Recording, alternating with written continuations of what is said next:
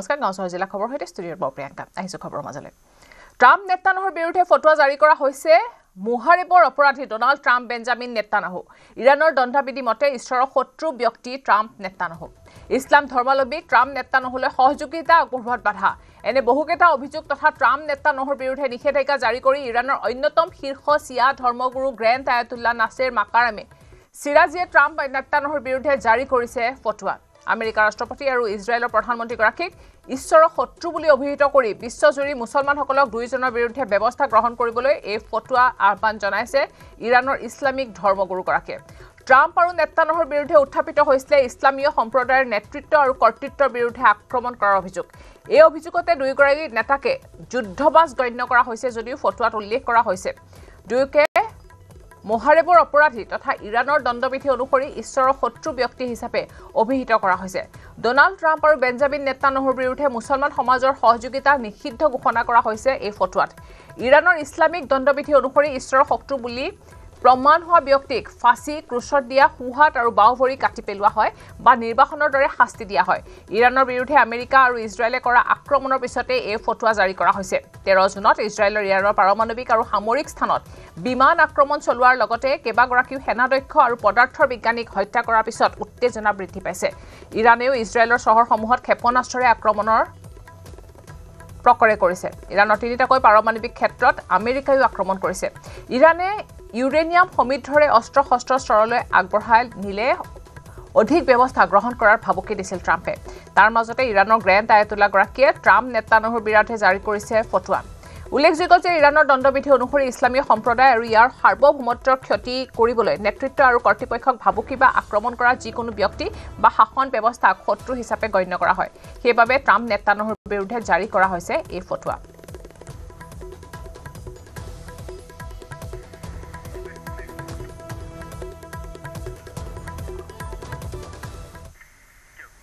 পুৰীৰ শংকৰাচাৰ্যৰ বিতৰ্কিত মন্তব্যৰ পিছতে জাঙুৰ খাই উঠিছে অসমৰ ব্ৰাহ্মণ সমাজ মংগলদৈত অসম ব্ৰাহ্মণ সমন্বয়ৰক্ষী কমিটিৰ প্ৰতিবাদী সভা ব্ৰাহ্মণ সমন্বয়ৰক্ষী কমিটি অসমৰ উদ্যোগ ব্ৰাহ্মণ সমাজ আৰু দৰং আৰু ওদালগুৰি জিলাৰ ব্ৰাহ্মণ সভা বসুদেৱ কুটুম কম পূব মংগলদৈ শাখা দৰং ওদালগুৰি জিলাৰ ব্ৰাহ্মণ সভাৰ সহযোগত মংগলদৈ আকাশ ভৱনত প্ৰতিবাদী সভা অনুষ্ঠিত হয় পুৰীৰ শংকৰাচাৰ্যই যদি অসমবাসীৰ ওচৰত ক্ষমা নোখোজে শংকৰাচাৰ্যৰ বিৰুদ্ধে প্ৰতিখন থানাত এজাহাৰ দিয়াৰ সিদ্ধান্ত লয় ক্ষমা বিচৰাৰ বাবে মংগলবাৰলৈ সময়সীমা বান্ধি দিছে ব্ৰাহ্মণ সমাজে অসমৰ ব্ৰাহ্মণ সমাজক লৈ কি কৈছিল পুৰীৰ শংকৰ আচাৰ্যই শুনোৱা হওক बहुत विचित्र प्रथा है आसाम में तो ब्राह्मण लोग गाय को काट के खाते हैं हमने रुकवाया था हमारे प्रवचन से रुका होगा या नहीं फिर हम बहुत विचित्र प्रथा है आसाम में तो ब्राह्मण लोग गाय को काट के खाते हैं हमने रुकवाया था हमारे प्रवचन से रुका होगा या नहीं फिर हम बहुत विचित्र प्रथा है आसाम में तो ब्राह्मण लोग गाय को काट के खाते हैं हमने रुकवाया था हमारे प्रवचन से रुका होगा या नहीं फिर हम শংকৰাচাৰ্যই যি এক চেণ্ডেল যোগে যি মন্তব্য কৰিছে অসমৰ ব্ৰাহ্মণ সমাজে গো মাংস ভক্ষণ কৰে বুলি সেই মন্তব্যক লৈ এতিয়া জাঙুৰ খাই উঠিছে ব্ৰাহ্মণ সমাজ আৰু দেখিবলৈ পোৱা গৈছে মংগলদৈত আচলতে অসম ব্ৰাহ্মণ সমাজৰ সমন্বয়ৰক্ষী ব্ৰাহ্মণ সমন্বয়ৰক্ষী সমিতিৰ উদ্যোগত এক বিশেষ প্ৰতিবাদী সভা আয়োজন কৰিছে আৰু তেওঁলোকে এই যি মন্তব্য এই মন্তব্যক পোনপটীয়াভাৱে গৰিহণা দিছে আমি কথা পাতিম বিষয়ববীয়াসকল আছে ব্ৰাহ্মণ সমাজৰ প্ৰথমতে আপোনাৰ ওচৰলৈ আহিছোঁ এক দুৰ্ভাগ্যজনক যিটো কথা আমি অবাঞ্ছিত যে পুৰীৰ শংকৰাচাৰ্য নিখিলানন্দ সৰস্বতী তেওঁ যোৱা 20 জুন তাৰিখে এটা মন্তব্য আগবঢ়ায় যে অসমৰ ব্ৰাহ্মণ সমাজে ব্ৰাহ্মণসকলে মানে গোমাংস ভক্ষণ কৰে যিটো সময়ত গৰুক আমি বহাগৰ বিহুৰ দিনাখন গা ধুৱাই তাক সেৱা লৈ তেল ঘঁৱাই এক নতুন পঘাৰে দি আমি গো মাত্ৰা হিচাপে সেৱা আগবঢ়াওঁ সেইজনীক আমি খাওঁ বুলি কৈছে তেওঁ গতিকে তেওঁৰ কি মতিভ্ৰম হৈছে নেকি আমি নাজানো কিন্তু যিটো কথাই আমাক ব্ৰাহ্মণসকলৰ লগতে সমগ্ৰ জাতি জনগোষ্ঠীক মনত এক অবাঞ্ছিতভাৱে এক দুখ প্ৰদান কৰিছে গতিকে তেওঁক আমি তীব্ৰভাৱে গৰিহণা দিছোঁ আৰু আমি তেখেতৰ এনেকুৱা বক্তব্য লৈ আমি 3 দিনৰ সময় দিছোঁ 3 দিনৰ ভিতৰত ক্ষমা খুজিব লাগিব আৰু নহ'লে তেখেতে ক্ষমা খোজা নোখোজাৰ পিছৰ কথা আমি অহা মঙলবাৰৰ ভিতৰত আমি আইনী ব্যৱস্থা গ্ৰহণ কৰিম প্ৰতিখন জিলাৰ প্ৰতিখন থানাত আমি তেওঁৰ বিৰুদ্ধে কেছ ৰুজু কৰিম গৰুৰ পিঠিত কি থাকে ব্ৰহ্মা থাকে গৰুৰ শিঙত গংগা থাকে বাওঁ শিঙত সৰস্বতী মাজত সৰস্বতী পিঠিত ব্ৰহ্মা থাকে আৰু গৰুৰ চাৰিখন ঠাইত কি থাকে চাৰি বেদ এই ঠাত গৰু থাকে আৰু গৰুৰ গাখীৰ হেনো মত্যৰ অমৃত বুলি আমি পাইছোঁ শাস্ত্ৰত তেনেকুৱা ক্ষেত্ৰত এটা গৰু আমাৰ হিন্দু মানুহে ব্ৰাহ্মণে খোৱা বুলি কওঁতে তেওঁ এজন বিকৃত মানসিকতাৰ ব্যক্তি বুলি আমি ক'ব বিচাৰোঁ আৰু তীব্ৰ গৰিহণা দিছোঁ তেওঁ আমি ভাবোঁ যদি তেওঁ এই 3 দিনৰ ভিতৰত বা তেওঁ নিশ্চয় জ্ঞানে যদি আচলতে আমাৰ ওচৰত যদি ক্ষমা ভিক্ষা নকৰে অসমীয়া মানুহৰ ওচৰত হিন্দু মানুহৰ ওচৰত তেতিয়া আমি ক'ম যে নিশ্চয় আমি আইনী ব্যৱস্থা ল'ম আৰু লগতে আমি এটা কথা ক'বই লাগিব আমি গোটেই আমাৰ অসমৰে নহয় সনাতন হিন্দু ধৰ্মৰ সকলৰ ওপৰতে আচলতে তেখেতে ডাঙৰ আঘাত আনিছে আমাক নৈতিক আধ্যাত্মিক আৰু সামাজিকভাৱে এই বাক্যটো তেওঁ অহংকাৰচাৰ্য বাক্যটো গো ভক্ষণ কৰা কথাটোৱে আমাক আচলতে লজ্জা দিয়াই নহয় সাংঘাতিকভাৱে আমি মানুহে আঘাত পাইছোঁ আৰু ভগৱানে নিশ্চয় তেখেতক অভিশাপ দিব পুৰীৰ নিচিনা এখন ঠাইত এই বক্তব্য ৰাখিছে তেওঁ নিশ্চয় ভগৱান আছে আমাৰ সেই ভগৱানে তেখেতক অভিশাপ দিব বুলি মই কৈছোঁ আজি আমি ইতিমধ্যে সন্মিলিত আমাৰ যিটো মঞ্চই আমি সিদ্ধান্ত লৈছোঁ 3 দিন সময় দিয়া হৈছে 3 দিনৰ ভিতৰত তেওঁ যদি এই কথা উঠাই নলয় তেওঁ ক্ষমা নোখোজে আমাৰ প্ৰত্যেকখন জিলাই গোচৰ তৰা হ'ব আইনী ব্যৱস্থা গ্ৰহণ কৰা হ'ব তাৰ উপৰিও আমি মুখ্যমন্ত্ৰী আৰু ৰাজ্যপালৰ যোগেদি ভুৱনেশ্বৰ উৰিষ্যাৰ ৰাজ্যপাললৈকে আমাৰ স্মাৰকপত্ৰ প্ৰদান কৰা হ'ব তেখেতক আমি অনতিপলমে 3 দিনৰ ভিতৰত এই কথাখিনি উঠাই লৈ আমাৰ ব্ৰাহ্মণ সমাজ তথা অসমৰ উত্তৰ পূৰ্বাঞ্চলৰ সনাতনী ধৰ্মৰ লগত জড়িত ব্যক্তিসকলৰ ওচৰত ক্ষমা ভিক্ষা মাগিবলৈ আমি দাবী জনাইছোঁ নিশ্চয়কৈ আচলতে পুনৰ কৈছোঁ যে ব্ৰাহ্মণ সমন্বয়ৰক্ষী উদ্যোগত এই বিশেষ অৱস্থা আৰু আচলতে ক্ষোভিত হৈছে আৰু তীব্ৰ গৰিহণা দিছে আৰু যদি সেই মন্তব্য উঠাই নলয় প্ৰতিখন থানাত এজাহাৰ দাখিল কৰাৰ সিদ্ধান্ত গ্ৰহণ কৰা হৈছে সমন্বয়ৰক্ষী সমিতিয়ে অসমীয়া ভাষাৰ প্ৰচাৰ আৰু প্ৰসাৰৰ ক্ষেত্ৰত এক গুৰুত্বপূৰ্ণ ভূমিকা গ্ৰহণ কৰিছে অৰুণাচল প্ৰদেশৰ ইটানগৰ আছামিজ এছ'চিয়েশ্যনে ইটানগৰত আনুষ্ঠানিকভাৱে মুকলি কৰা হয় অসমীয়া ভাষা শিক্ষণ কেন্দ্ৰ মুকলি অনুষ্ঠানত মুখ্য অতিথি হিচাপে অংশগ্ৰহণ কৰে অৰুণাচল প্ৰদেশৰ শিক্ষামন্ত্ৰী পাছাং দৰ্জী সোণাই অসমীয়া ভাষাৰ প্ৰচাৰ আৰু প্ৰসাৰৰ বাবে আছামিজ এছ'চিয়েশ্যন ইটানগৰে যি পদক্ষেপ গ্ৰহণ কৰিছে সি সঁচাকৈ প্ৰশংসনীয় বুলি ভাষণত উল্লেখ কৰিছে শিক্ষামন্ত্ৰীগৰাকীয়ে ইটানগৰৰ বিবেক বিহাৰৰ ডনবস্কো ইউথ চেণ্টাৰত আয়োজিত অনুষ্ঠানটোৰ আঁত ধৰি আছামিজ এছ'চিয়েশ্যন ইটানগৰ সাধাৰণ সম্পাদক তথা জ্যেষ্ঠ সাংবাদিক মুকুল পাঠকে এই গাম্ভীৰ্যপূৰ্ণ অনুষ্ঠানটোত বিশিষ্ট সাহিত্যিক য়েছে দৰ্জে থংচি উপস্থিত থকাৰ উপৰিও উত্তৰ লখিমপুৰ মহাবিদ্যালয়ৰ অধ্যক্ষ ডক্টৰ বিমান চন্দ্ৰ চুতীয়া অসমীয়া বিভাগৰ মুৰব্বী অধ্যাপক ডক্টৰ অৰবিন্দ ৰাজখোৱা অসমৰ শৈক্ষিক ব্যৱস্থাৰ সৈতে জড়িত বিশিষ্ট শিক্ষা প্ৰশিক্ষক তুলসীপ্ৰিয়া বৰদলৈ অসম প্ৰকাশন পৰিষদৰ সচিব প্ৰমোদ কলিতা বিশিষ্ট অতিথি হিচাপে অংশগ্ৰহণ কৰি ভাষণ প্ৰদান কৰে সন্মানীয় অতিথি হিচাপে উপস্থিত থাকে অৰুণাচল প্ৰদেশৰ মুখ্যমন্ত্ৰী কাৰ্যালয়ৰ যুটীয়া সচিব দিলীপ কুমাৰ চুতীয়া দিনটো অসমীয়া ভাষাৰ কাৰণে এটা ঐতিহাসিক দিন বুলি ক'ব পাৰি কাৰণ অসমীয়া ভাষা অৰুণাচলৰ পৰা প্ৰায় ক্ৰমান্বয়ে হেৰাই গৈ আছিলে ইয়াৰ মানুহবিলাকে অসমীয়া ভাষা ক'বলৈ বাদ দিয়াৰ কাৰণে আজিকালি হিন্দী প্ৰচাৰ বেছি হৈ গৈছে মানে সেই হিন্দীৰ কথা ক'বলৈ আৰম্ভ কৰিছে সেইকাৰণে ভাষাৰ এটা সংকটত আহি গৈছিলে অসমীয়া ভাষাৰ যিটো পাঠ্যক্ৰমৰ ফলত যিসকল অসমীয়া মানুহ হৈও বিভিন্ন প্ৰান্তত থাকি পেলাই অসমীয়া ভাষা মাতৃভাষাৰ লগত সংযোগ বিচ্ছিন্ন হৈছে বা ভাষাটো শিকাৰ সুযোগ পোৱা নাই তেখেতসকলৰ সন্তানক মাতৃভাষাটো শিকোৱাৰ এটা সুযোগ লাভ কৰিব এইটো প্ৰথম প্ৰাৰম্ভিক পৰ্যায়ত আমি এটা ছমহীয়া চাৰ্টিফিকেট কোৰ্চ আৰম্ভ কৰিছোঁ আৰু ইয়াৰ পাছত এবছৰীয়া এটা ডিপ্ল'মা পাঠ্যক্ৰমৰ আমাৰ কাৰণে আমি চেষ্টা কৰি আছোঁ এই পাঠ্যক্ৰমটোত মূলতঃ অসমীয়া ভাষাত কথা বতৰা পাতি লিখি পঢ়িব পৰাকৈ এজন ছাত্ৰক বা যিকোনো বয়সৰ এজন ব্যক্তিক গঢ়ি তুলিবলৈ আমি চেষ্টা কৰিম আৰু এই পাঠ্যক্ৰমটোত কোনো বয়সৰ লিমিট নাই গিৰগাঁও প্ৰসংগত অসম জাতীয়বাদী পৰিষদৰ সভাপতি লুৰিণজ্যোতি গগৈ আৰু সাধাৰণ সম্পাদক জগদীশ ভূঞাৰ সংবাদমেল গৰুখুটিৰ প্ৰকল্পত গোহালি নিৰ্মাণ নকৰাকৈ 300 গিৰগাঁও কিনাৰ সিদ্ধান্ত কোনে ল'লে বুলি চৰকাৰক প্ৰশ্ন কৰে লুৰিণজ্যোতি গগৈ লগতে ৰঙিয়া ষ্টেচনৰ পৰা 90 গিৰগাঁও বিক্ৰী কৰাৰ সিদ্ধান্ত কোনে ল'লে তাক ৰাজহুৱা কৰাৰো দাবী জনায় এতিয়া মুখ্যমন্ত্ৰী আৰু এগৰাকী মন্ত্ৰী যিগৰাকী ক্ৰয় কৰিছে জয়ন্ত মল্ল বৰুৱাৰ মুখত দুটা বেলেগ বেলেগ ভাষ্য মুখ্যমন্ত্ৰীয়ে কৈছে গৰুখুটিত এই গাইসমূহৰ মৃত্যুমুখত পৰাৰ কাৰণে তেওঁলোকে জনপ্ৰতিনিধিৰ মাজত বিতৰণ কৰিছে কিন্তু আমাৰ জয়ন্ত মল্ল ডাঙৰীয়াই ক'লে যে গোহালিৰ অভাৱৰ কাৰণে ৰঙিয়া ষ্টেচনৰ পৰাই তেওঁলোকে ক্ৰয় কৰিছে এতিয়া মুখ্যমন্ত্ৰীয়ে জনাব লাগে যে জয়ন্ত মল্ল বৰুৱাই কোৱা এই কথাটো মিছা নেকি জয়ন্ত মল্ল বৰুৱাই মিথ্যাচাৰৰ আশ্ৰয় লৈছে নেকি মুখ্যমন্ত্ৰী অসমৰ ৰাইজক জনাব লাগে। এতিয়া তেওঁলোকে কৈছে যে জনপ্ৰতিনিধিক দিয়াটো বৰ অপৰাধৰ কথা নহয়, ভালহে কৰিছে, বেলেগে চলাব নোৱাৰে। আমাৰ এতিয়া প্ৰশ্ন এটা আহিছে যে এই ক্ষেত্ৰত বিভিন্ন জনপ্ৰতিনিধিৰ নাম আহিছে, দিলীপ শইকীয়াৰ নামো আহিছে, ভুৱন পেগুৰ নাম আহিছে, দিগন্ত কলিতাৰ নাম আহিছে, কিন্তু তাৰ মাজত দুগৰাকী ব্যক্তি বাবুল নাথ আৰু নীৰজ বৰা যি 50 গৰাকী গীৰ গাই তেওঁলোকে পাইছে,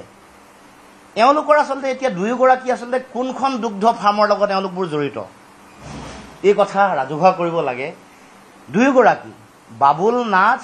আৰু নীৰজ বৰা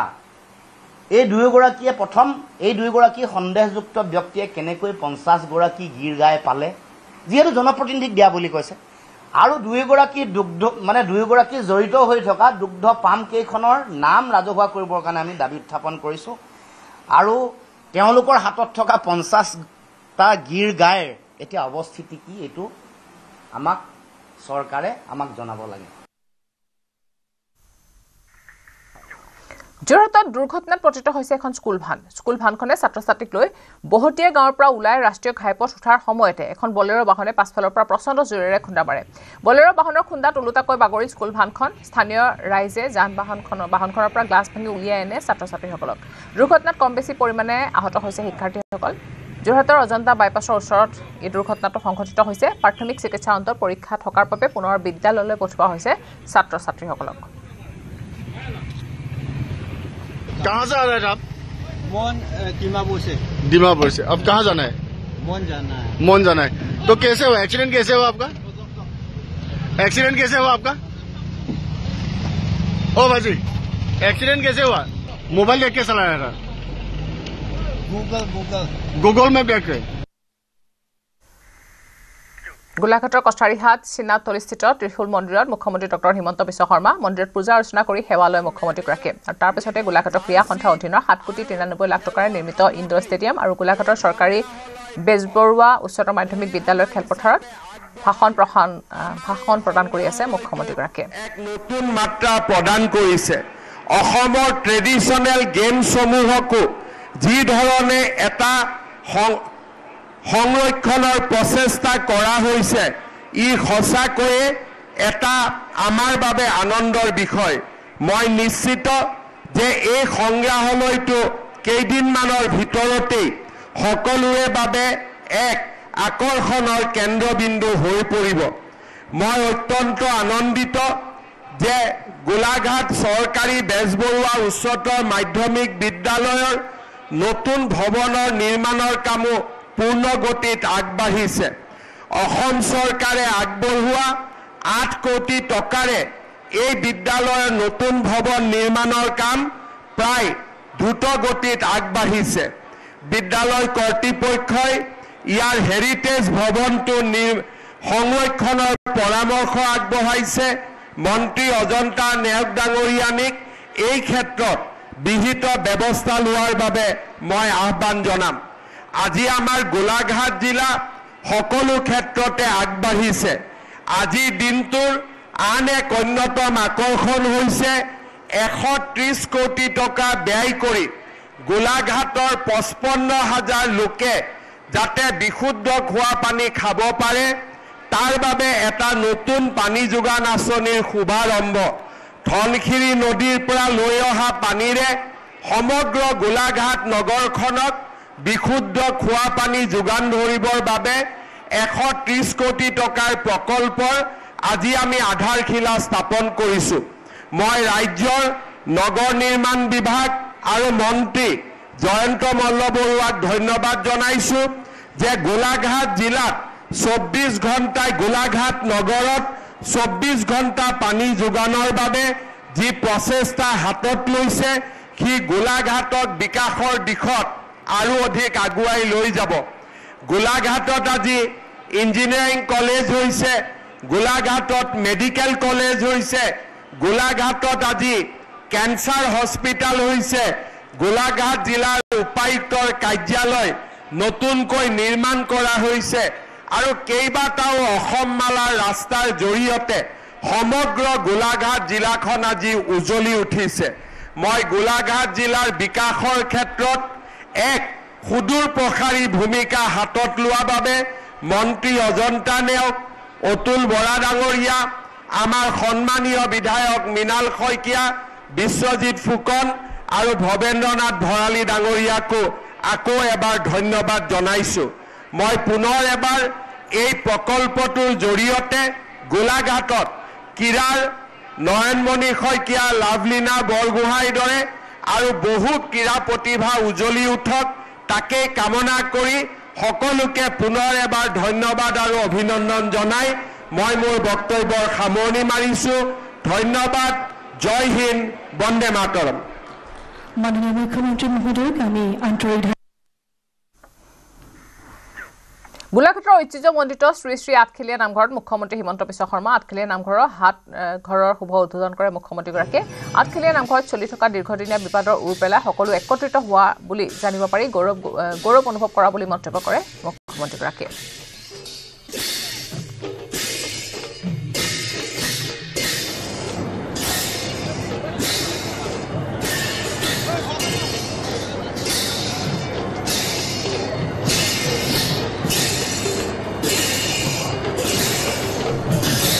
পবিত্ৰ ভাদ মাহত আঠখেলীয়া নামঘৰলৈ অহাৰ সৌভাগ্য হৈছিল আৰু সেইদিনাখনেই ৰাইজৰ সৈতে আলোচনা কৰি আমি আঠখেলীয়া নামঘৰৰ উন্নয়নৰ বাবে কিছু পুঁজিৰ যোগান ধৰাৰো প্ৰতিশ্ৰুতি দিছিলোঁ। আঠখেলীয়া নামঘৰ পৰিচালনা সমিতি আৰু আমাৰ মন্ত্ৰী অজন্তা নেওগ ডাঙৰীয়ানীৰ চেষ্টাত আৰু প্ৰচেষ্টাত আজি সেই পুঁজিৰ সম্পূৰ্ণ সদ্ব্যৱহাৰো হৈছে। নাটশালা, চাকি লগোৱা সুন্দৰ পৰিৱেশ, এটা মন্দিৰ বা আমাৰ নামঘৰৰ কলেবৰ বা নামঘৰৰ পৰিবৰ্ধন, পানী যোগানৰ ব্যৱস্থা, অতিথিশালা, এটা নামঘৰটোৱে সম্পূৰ্ণ নতুন পৰিৱেশ পাইছে। আঠখেলীয়া অসমৰ এক পবিত্ৰ আধ্যাত্মিক স্থান আৰু এই স্থানলৈ ভাদ মাহলৈ অভূতপূৰ্বভাৱে জনসমাগম হয়। ৰাইজে ইয়াতে সেৱা কৰি আধ্যাত্মিক প্ৰশান্তি লাভ কৰে। এইবাৰ ভাদ মাহত যিসকল তীৰ্থযাত্ৰী আহিব তেওঁলোকেও নিশ্চয় আঠখেলীয়া নামঘৰৰ নতুন পৰিৱেশ দেখি অত্যন্ত সন্তুষ্টি লাভ কৰিব। পুনৰ এবাৰ মই আঠখেলীয়া প্ৰভুলৈ প্ৰণাম জনাইছোঁ, ভকতবৃন্দক সেৱা জনাইছোঁ। এনেদৰে যাতে আমাৰ ৰাজ্যখনত সনাতন সংস্কৃতি সদায় শক্তিশালী হৈ থাকে তাৰ বাবে পৰম পিতাৰ ওচৰত প্ৰাৰ্থনা কৰিছোঁ। কাছাৰ জিলাৰ কাঠিগড়াত 5 বাংলাদেশী গ্ৰেপ্তাৰ। অবৈধভাৱে সীমান্ত পাৰ হৈ অসমত প্ৰৱেশ কৰাৰ বাবে গ্ৰেপ্তাৰ হৈছে মহিলাসহ 5 বাংলাদেশী। প্ৰথমতে পশ্চিম কাঠিগড়াৰ মাহলাচৰা সীমান্তত 3 বাংলাদেশী গ্ৰেপ্তাৰ কৰে আৰক্ষীয়ে। বাংলাদেশৰ খুলনা জিলাৰ বাগেৰহাটৰ মহম্মদ চালেক, ছাইদুল ইছলাম আৰু মহম্মদ দুলালক গ্ৰেপ্তাৰ। স্থানীয় লোকে কৰায়ত্ব কৰি আৰক্ষীক গতালে 3 বাংলাদেশীক। আনহাতে কাঠিগড়াৰ চৌৰাংকী এলেকাত এগৰাকী মহিলাসহ আন এজন বাংলাদেশীক গ্ৰেপ্তাৰ কৰা হয়। ধৃত মহিলাকে ধৰি আন সৰ্বৰাহকেইজনক আইনী প্ৰক্ৰিয়াৰ পৰা শিলচৰলৈ প্ৰেৰণ কৰা হৈছে। উল্লেখ্য যে বিগত মাহত কাঠিগড়াৰ প্ৰায় 100 জন বাংলাদেশী নাগৰিকক অবৈধভাৱে সীমান্ত পাৰ হোৱাৰ চেষ্টা কৰাৰ সময়তে আটক কৰা হৈছিল। উত্তৰাখণ্ডৰ ধাৰাসাৰ বৰষুণত উফন্দি উঠিছে প্ৰতিখন নৈ। যোৱা 2 দিন ধৰি হোৱা ধাৰাসাৰ বৰষুণে উত্তৰাখণ্ডৰ প্ৰায়বোৰ নদীৰ বক্ষ ফেনে ফুটুকাৰে উফন্দি পৰিছে। ভূমিস্খলনৰ বাবে ৰাজ্যখনৰ শতাধিক পথ সম্প্ৰতি বন্ধ হৈ আছে। গংগোত্ৰী যমুনাত্ৰীৰ ৰাষ্ট্ৰীয় ঘাইপথত কেইবাটাও স্থানত হৈছে ভূমিস্খলন। বৰষুণৰ বাবে স্তব্ধ হৈ পৰিছে ৰাষ্ট্ৰীয় ঘাইপথৰ উদ্ধাৰ কাৰ্য। উত্তৰাখণ্ডত হোৱা ধাৰাসাৰ বৰষুণৰ বাবে সাময়িকভাৱে চাৰধাম যাত্ৰা বাতিল কৰা হৈছে। দুৰ্ঘটনাৰ আশংকাত চাৰধাম যাত্ৰা পথত যান বাহনৰ চলাচল বন্ধ কৰা হৈছে। ইপিনে বতৰ বিজ্ঞান বিভাগে জাৰি কৰিছে বৰষুণৰ আগজাননী অনুসৰি আজিৰ দিনটোত বৰষুণ দি থাকিলে সৃষ্টি হ'ব পাৰে ভয়াৱহ পৰিস্থিতি। স্থানীয় লোক তথা পৰ্যটকক সাৱধানে থাকিবলৈ নিৰ্দেশনা দিছে প্ৰশাসনে। শেহতীয়া বানত হিমাচল আৰু উত্তৰাখণ্ডত মৃত্যু হৈছিল 20 জনকৈ লোকৰ। এতিয়া দেখা পোৱা গৈছে যাতায়াত ব্যাহত হৈ পৰিছে। ভূমিস্খলন হোৱাৰ সম্ভাৱনা দেখিবলৈ পোৱা গৈছে। ধাৰাসাৰ বৰষুণত উফন্দি উঠিছে প্ৰতিখন নৈ। যোৱা 2 দিন ধৰি হোৱা ধাৰাসাৰ বৰষুণে উত্তৰাখণ্ডৰ প্ৰায়বোৰ নদীৰ বক্ষ ফেনে ফুটুকাৰে উফন্দি পৰিছে। ভূমিস্খলনৰ বাবে শতাধিক পথ এতিয়া বন্ধ হৈ পৰিছে। সকলো যাতায়াত বিশেষকৈ যি চাৰধাম আছিলে সেয়া বন্ধ কৰা হৈছে, যাতায়াত বন্ধ কৰি দিছে। বৰষুণৰ বাবে স্তব্ধ হৈ পৰিছে ৰাষ্ট্ৰীয় ঘাইপথৰ উদ্ধাৰ কাৰ্য। বতৰ বেয়া বাবে উদ্ধাৰ অভিযান কিছু শ্ল' হৈ পৰিছে। উত্তৰাখণ্ডত হোৱা ধাৰাসাৰ বৰষুণৰ বাবে চাৰধাম যাত্ৰাও বাতিল কৰা হৈছে দুৰ্ঘটনাৰ আশংকাতে এতিয়া যাত্ৰাপথত যান-বাহনৰ চলাচল বন্ধ কৰি দিয়া হৈছে ইপিনে বতৰ বিজ্ঞান বিভাগে জাৰি কৰিছে বৰষুণৰ আগজাননী আৰু বৰষুণ হ'ব পাৰে এনে ধৰণৰ বতৰ বিজ্ঞান বিভাগে আগজাননী জাৰি কৰিছে আৰু আগজাননী অনুসৰি আজিৰ দিনটোত যদি বৰষুণ দি থাকে তেনেহলে আৰু ভয়াৱহ পৰিস্থিতিৰ সৃষ্টি হ'ব পাৰে গতিকে সকলোকে সজাগ আৰু সচেতনতা বিৰাজ কৰি থাকিবলৈ আহ্বান জনাইছে সজাগ হৈ থাকক সচেতন হৈ থাকক প্ৰতিগৰাকী নাগৰিকক আৰু বিশেষকৈ যিসকল যাত্ৰী অহা যোৱা কৰে তেওঁলোকক সাৱধান হৈ থাকিবলৈ প্ৰশাসনৰ ফালৰ পৰা আহ্বান জনোৱা হৈছে সাৱধানতা জাৰি দিয়া হৈছে স্থানীয় লোক তথা পৰ্যটকক নিৰ্দেশ মানি চলিবলৈ প্ৰশাসনে আহ্বান জনাইছে শেহতীয়া পানত হিমাচল আৰু উত্তৰাখণ্ডত মৃত্যু হৈছিল 20 জনকৈ লোকৰ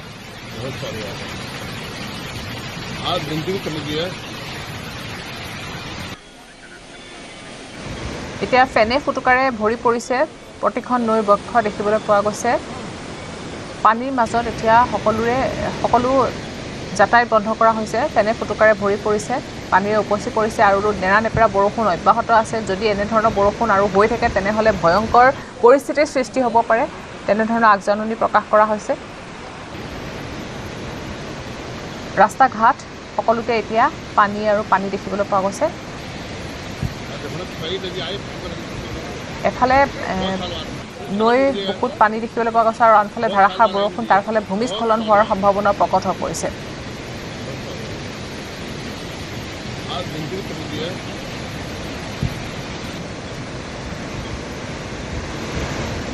আৰু এই সময়ত পৰ্যটকসকলে ফুৰিবলৈ যেহেতু আহি থাকে পৰ্যটকসকলক এই সময়ছোৱাত যাত্ৰা নকৰিবলৈ আহ্বান জনোৱা হৈছে প্ৰশাসনৰ ফালৰ পৰা নিৰ্দেশনা জাৰি কৰা হৈছে যাতে এই সময়ত যিসকল যাত্ৰী আছে চাৰধাম যাত্ৰী হওক বা যিসকল পৰ্যটক আহে সেইসকলক এই সময়খিনিত বিশেষকৈ বৰষুণৰ এই সময়ছোৱাত নাহিবলৈ বা পিছত আহিবলৈ বৰষুণৰ এই সময়খিনিত যেহেতু এতিয়া ভূমিস্খলনৰ সম্ভাৱনা আছে সকলোকে সাৱধানেৰে অহা যোৱা কৰিবলৈ আহ্বান জনোৱা হৈছে প্ৰশাসনৰ ফালৰ পৰা আৰু ইফালে হিমাচল প্ৰদেশতো ধাৰাসাৰ বৰষুণ দেখিবলৈ পোৱা গৈছে বৰষুণৰ বাবে হোৱা বান ভূমিস্খলনত 24 ঘণ্টাত 3জন লোকৰ মৃত্যু হৈছে ধাৰাসাৰ বৰষুণৰ ফলত চিমলাত খহি পৰিছে অট্টালিকা কেমেৰাত বন্দী হৈছে অট্টালিকা খহি পৰাৰ দৃশ্য হিমাচল প্ৰদেশৰ বন্ধ হৈ আছে 129টা পথ কেমেৰাৰ সন্মুখতে সেই বৃহৎ এটা অট্টালিকা খহি পৰিছে সেই দৃশ্য প্ৰত্যক্ষ কৰিছে নিউজ 18 দৰ্শকসকলে কিদৰে এটা বৃহৎ অট্টালিকা খহি পৰিছে বৰষুণৰ বাবে বান ভূমিস্খলনত 24 ঘণ্টাত 3জন লোকৰ মৃত্যু হৈছে ধাৰাসাৰ বৰষুণ অব্যাহত আছে নেৰানেপেৰা বৰষুণৰ বাবে চিমলাত খহি পৰিছে এই বৃহৎ অট্টালিকাটো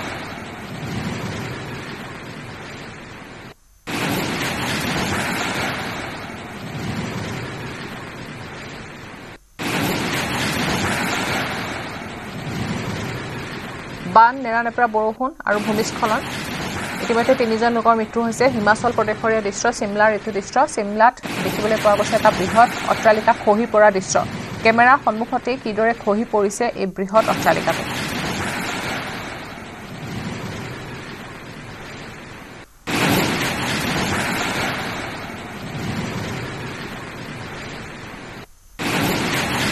ঘৰৰ মধ্যচলকে পানী এফালে বৰষুণ এতিয়াও অব্যাহত আছে বৰষুণৰ বাবে উদ্ধাৰ অভিযানতো কিছু ব্যাহত হোৱা দেখিবলৈ পোৱা গৈছে নেৰানেপেৰা বৰষুণ আৰু মধ্যচলকে পানী আৰু লগতে ভূমিস্খলন গতিকে এই সকলোখিনিৰ পৰা এক ভয়ংকৰ পৰিস্থিতি উদ্ভৱ হৈছে আৰু পৰিস্থিতি ভয়াৱহ হ'ব পাৰে বুলি বতৰ বিজ্ঞান কেন্দ্ৰই জাৰি কৰিছে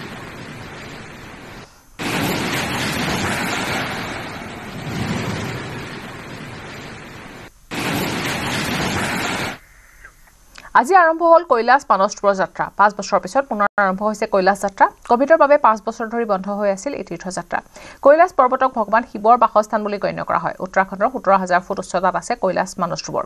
ছিকিমৰ নাথুলা পাছ আৰু উত্তৰাখণ্ডৰ লিপুলেখ পাছৰ মাজেৰে এই যাত্ৰা 45 কিলোমিটাৰ খোজ কাঢ়িব লাগে তীৰ্থযাত্ৰীসকলে ছেপ্টেম্বৰ মাহলৈকে চলিব এই তীৰ্থযাত্ৰা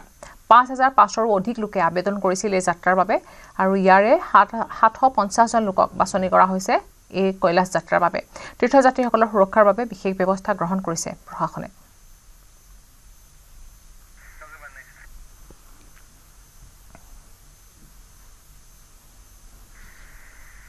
শিৱসাগৰ ষ্টেচন চাৰিআলিৰ পৰা দৰিকা পাৰলৈ উৰণ হেতুৰ দাবী স্থানীয় লোকৰ শিৱসাগৰত মুখ্যমন্ত্ৰীক সাক্ষাৎ কৰি উৰণ হেতুৰ দাবী জনালে ৰাইজে খুহুতীয়া কথাৰে বিধায়ক অখিল গগৈক সমালোচনা অখিল তুমি ফ্লাইঅভাৰ বিচাৰিছা এনেদৰে মুখ্যমন্ত্ৰীয়ে কটাক্ষ কৰিছে তুমিয়ে এছেম্বলিত ফ্লাইঅভাৰৰ সিন্ডিকেট চলোৱা বুলি কৈছা তলাতল ঘৰৰ প্ৰকল্প ঘোষণা কৰা দাবী অখিল গগৈ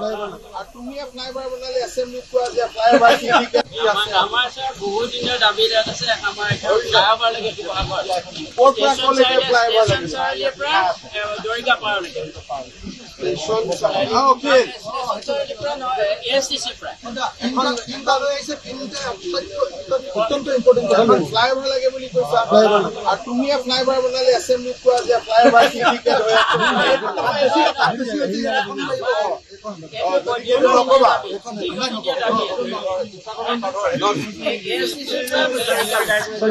অত্যন্ত ইম্পৰ্টেন্ট ফ্লাইঅভাৰ লাগে বুলি কৈছা আৰু তুমি ফ্লাইঅভাৰ বনালে এছেম্বলিত কোৱা যে ফ্লাইঅভাৰ সিন্ডিকেট হৈ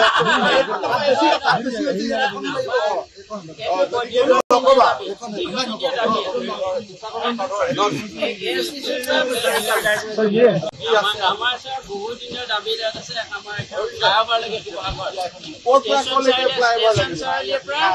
দৰিগা পাৰলৈকে Okay. STC প্ৰায় এখন ইনভাৰ আছে তিনটা অত্যন্ত ইম্পৰ্টেন্ট ফ্লাইঅভাৰ লাগে বুলি কৈছা আৰু তুমি ফ্লাইঅভাৰ বনালে এছেম্বলিত কোৱা যে ফ্লাইঅভাৰ সিন্ডিকেট হৈ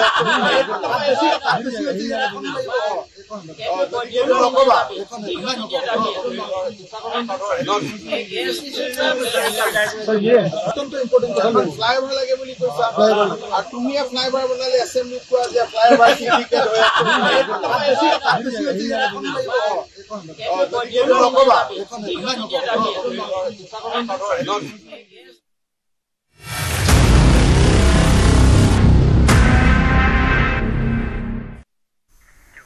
তিনিচুকীয়াৰ মাৰ্ঘেৰিটাত জঘন্য ঘটনা কিশোৰীক নিৰ্যাতন চলাইছে খ্ৰীষ্টান ধৰ্মগুৰুৰ এজন প্ৰচাৰকে আইজাক হাপাত নামৰ প্ৰচাৰকজনৰ বিৰুদ্ধে উঠিছে এই ভয়ংকৰ অভিযোগ উলুপথাৰ পানীগাঁৱত সংঘটিত হৈছে জঘন্য ঘটনাটো 10 জুনত পত্নী অসুস্থ হোৱাৰ বাবে এগৰাকী 16 বছৰীয়া কিশোৰীক নিজৰ ঘৰলৈ আনিছিল ধৰ্মগুৰুটোৱে আৰু সেই দিন ধৰি ভয় ভাবুকিৰে হাত ভৰি বান্ধি কিশোৰীগৰাকীক যৌন নিৰ্যাতন চলাই অহাৰ অভিযোগ উত্থাপিত হৈছে 22 জুনত কৌশলেৰে কিশোৰীগৰাকী পলাই আহে নিজৰ ঘৰত উপস্থিত হয় কিশোৰীগৰাকীক শাৰীৰিক অৱনতি দেখি পৰিয়ালৰ লোকে সন্দেহ হয় আৰু সোধা পোছা কৰাত এই জঘন্য ঘটনাৰ কথা পোহৰলৈ আহে ইতিমধ্যে পৰিয়ালৰ লোকে অভিযুক্ত আইজাক হাপাতৰ বিৰুদ্ধে মাৰ্ঘেৰিটা আৰক্ষী থানাত দাখিল কৰিছে এজাহাৰ পৰিয়ালৰ এজাহাৰৰ ভিত্তিত নিশাই মাৰ্ঘেৰিটা আৰক্ষীয়ে লম্পট প্ৰচাৰকটোক গ্ৰেপ্তাৰ কৰে ভুক্তভোগী পৰিয়াল তথা স্থানীয় লোকে অভিযুক্ত আইজাক হাপাতক কঠোৰ শাস্তি বিহিবলৈ দাবী জনাইছে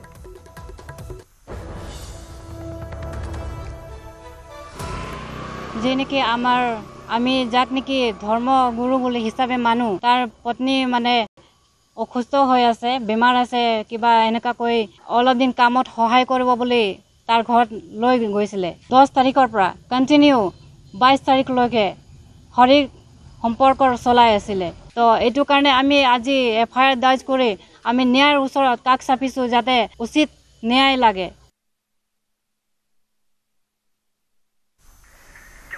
ৰাজ্যত পুনৰ এনকাউণ্টাৰৰ ঘটনা বোকাখাত পানবাৰী অসম আৰক্ষী কেম্পত গ্ৰেনেড বিস্ফোৰণত জড়িত অভিযুক্তলৈ আৰক্ষী গুলী ভৱেশ কলিতা আৰু সঞ্জীৱ বৰুৱা গুলীবিদ্ধ আৰক্ষী দেওবাৰে নিশা লুকুৱাই থোৱা পিষ্টল দেখুৱাবলৈ আৰক্ষীৰ সৈতে গৈছিল ভৱেশ কলিতা আৰু সঞ্জীৱ বৰুৱা ঘটনাস্থলীত আৰক্ষীক গটিয়াই দুই অভিযুক্তই লুকুৱাই থোৱা পিষ্টল লৈ আৰক্ষীলৈ লক্ষ্য কৰি গুলীচালনা কৰে আত্মৰক্ষাৰ বাবে আৰক্ষীয়ে ভৱেশ কলিতাৰ বাওঁ ভৰিত আৰু সঞ্জীৱ বৰুৱাৰ সোঁ ভৰিত গুলী চলায় পানবাৰী কৃষিপামৰ সমীপত ভৱেশ আৰু সঞ্জীৱ সংগোপনে লুকুৱাই থৈছিল দুটা পিষ্টল বোকাখাতৰ শহীদ কমলা মিৰি মহকুমা অসামৰিক চিকিৎসালয়ত প্ৰাথমিক চিকিৎসাৰ অন্তত জেএমচিএইচলৈ প্ৰেৰণ কৰিছে দুয়োকে যোৱা 24 জুনত বোকাখাতৰ সাপজুৰিৰ পানবাৰী কৃষিপামৰ অসম আৰক্ষী কেম্পত সংঘটিত হৈছিল গ্ৰেনেড বিস্ফোৰণৰ ঘটনা গ্ৰেনেড বিস্ফোৰণৰ লিংকমেন আছিল ভৱেশ কলিতা আৰু সঞ্জীৱ বৰুৱা অংকুৰ দাস আৰু ৰূপজ্যোতি দাসক গ্ৰেনেড যোগান ধৰিছিল দুয়ো 26 জুনৰ নিশা তেজপুৰ আৰু লখিমপুৰৰ পৰা আৰক্ষীয়ে গ্ৰেপ্তাৰ কৰিছিল সঞ্জীৱ বৰুৱা আৰু ভৱেশ কলিতাক আৰক্ষী জেৰাত স্বীকাৰ কৰিছিল দুটা পিষ্টল লুকুৱাই থোৱাৰ কথা গ্ৰেনেড বিস্ফোৰণৰ ঘটনাত এই পৰ্যন্ত আৰক্ষীয়ে গ্ৰেপ্তাৰ কৰিছে 6 অভিযুক্তক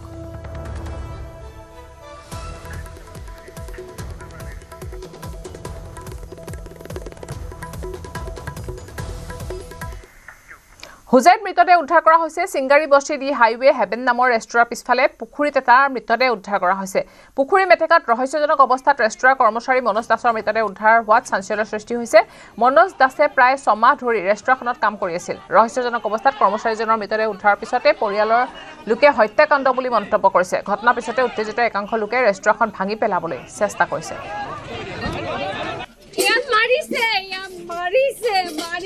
মাৰিছে মই কি দেখি পালে বাজি থাকি পুলিচক মাতিছে পুলিচ এতিয়া আহিবলৈ ইমান টান পাইছে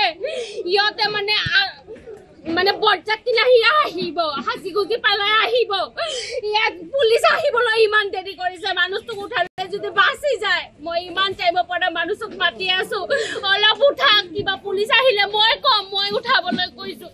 মোৰ মানুহ গৈছে তো আপোনালোকে যোৱা নাই নহয় মোৰ মানুহ গৈছে মই কি লৈ থাকিম এতিয়া মই কি লৈ থাকিম মানুহটো কিমান কষ্ট পাইছে रोते राती काटी রয়েছে মালিকের নাম কি রাহুল রাহুল কি রাহুল দে কয় আছে মালিকে কয় আছে মোক মাংস আনি দিয়া তাই মাংস আনি দিছে আনি দিয়াৰ পিছত তাৰ লগত কি হৈছে তৰ্কাতৰ্কি কি হৈছে নাজানো কয় আছে 9টাৰ ভিতৰত আমাৰ দোকান পৰা ওলাই গ'ল কিন্তু ওলাই গ'ল তো সিসিটিভি কেমেৰাত দেখাই নাপায় মানুহটো ওলাই গ'ল বুলি হোটেল পৰা আজি আহি পেলাই আমাৰ ভনী আৰু সৰু ভণ্টিটো আহিছে আহি পেলাই কৈ আছে কয় এই বাবু বলে বাবু পৰি আছে বলে ইয়াতে পানীত পৰি আছে আৰে তই যদি নাজানো তাই কেনেকুৱা ক'ব পাৰো যে ইয়াত বাবু পৰি আছে গোটেই ৰাতিটো কোনো খবৰ দিয়া নাই একো দিয়া নাই আৰু যদি এটা মানুহ মৰি থাকে তো এটা পুখুৰী এই পাৰ পৰা এই পাৰ যাবলৈ হ'লে তোমাৰ টাইম লাগিব এটা খোজকাঢ়ি যোৱাটো একদম ঘূৰি থাকিব লাগে আমাৰ এটেম্পট টু মাৰ্ডাৰ এতিয়াও তেজ ওলাই আছে এটাও নাক মুখ দি তেজ ওলাই আছে কোনো পানী খোৱা নাই একো খোৱা নাই মালিকৰ নাম হ'ল ৰাহুল ৰায় বুলি নাম এই কৃষ্ণনগৰ ঘৰ আৰু এই ঘটনাৰ পিছতে উত্তেজিত হৈ পৰিছে একাংশ লোক হত্যাকাণ্ড বুলি সন্দেহ কৰিছে আৰু সঠিক তদন্ত কৰিবলৈ আহ্বান জনাইছে লোকসকলে পাছফালৰ পুখুৰীত মৃতদেহটো উদ্ধাৰ হৈছে পুখুৰীৰ মেটেকাত ৰহস্যজনক অৱস্থাত উদ্ধাৰ হৈছে ৰেষ্টুৰেণ্টখনৰ এগৰাকী কৰ্মচাৰী মনোজ দাসৰ মৃতদেহ উদ্ধাৰ কৰাৰ পিছতে তীব্ৰ চাঞ্চল্য বিৰাজ কৰিছে সমগ্ৰ অঞ্চলজুৰি এতিয়া একাংশ লোকে এনেদৰে উত্তেজিত কৰি তুলিছে পৰিৱেশ ৰেষ্টুৰেণ্টখন ভাঙি একাংশ লোকে প্ৰতিবাদ সাব্যস্ত কৰিছে মনোজ দাসে প্ৰায় 6 মাহ ধৰি ৰেষ্টুৰেণ্টখনত কাম কৰি আছিল কিন্তু কেনেকৈ মৃত্যু হ'ল সেয়াও এতিয়া ৰহস্যৰ আৱৰ্তত বুলি সন্দেহ কৰিছে একাংশ লোকে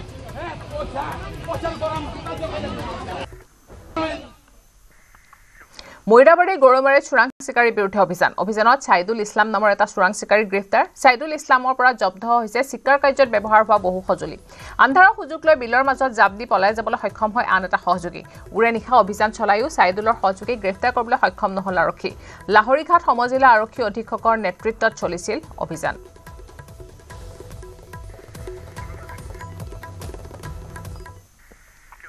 পুনৰ সংবাদ শিৰোনামত লাকুৱাৰ এছকে পেট্ৰ লাকুৱাৰ ওএনজিচি এটা ৰিকত নিৰাপত্তাৰক্ষীৰে এছকে পেট্ৰৰ কৰ্মচাৰীৰ হৈছে মাৰপিট প্ৰায় 4 দিন পূৰ্বে সংঘটিত ঘটনাটো গাপ দিয়াৰ চেষ্টা কৰিছিল ওএনজিচি আৰু এছকে পেট্ৰই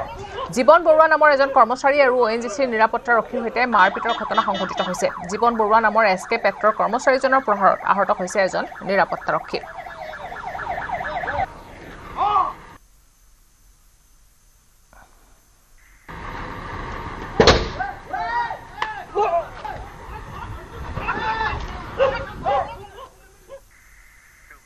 নলবাৰী বৰক্ষেত্ৰীৰ বাকৰিকুচিত প্ৰশাসনৰ উচ্ছেদ অভিযান 452 বিঘা ভূমিত অবৈধ দখল উচ্ছেদ প্ৰশাসনৰ পৰে পৰা অবৈধভাৱে দখল কৰা 93টা ঘৰত চলিছে বুলডোজাৰ 93টা পৰিয়ালে 82 বিঘা ভূমি দখল কৰি সাজিছিল ঘৰ অঞ্চলটোত প্ৰায়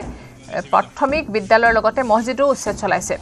নলবাৰী জিলা প্ৰশাসনৰ উদ্যোগত উচ্ছেদ অভিযান অব্যাহত আছে অপ্ৰীতিকৰ ঘটনা ৰোধৰ বাবে উচ্ছেদস্থলীত 163 ধাৰা জাৰি কৰা হৈছে আৰক্ষী নিৰাপত্তাৰক্ষীৰ সমৰসজ্জাৰে পুৱাৰে পৰা চলিছে উচ্ছেদ অভিযান কিছুদিন পূৰ্বে প্ৰশাসনে লোকসকলক ঘৰ এৰিবলৈ জাননী জাৰি কৰিছিল জাননীৰ পিছতে একাংশই নিজে নিজে এৰিছিল ঘৰ আজি এফালৰ পৰা ঘৰ হা সম্পত্তি সকলো উচ্ছেদ কৰিছে প্ৰশাসনে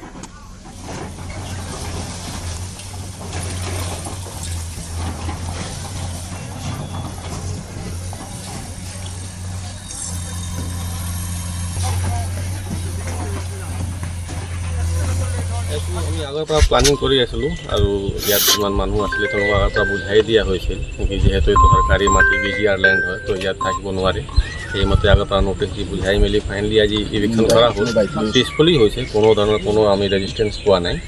আৰু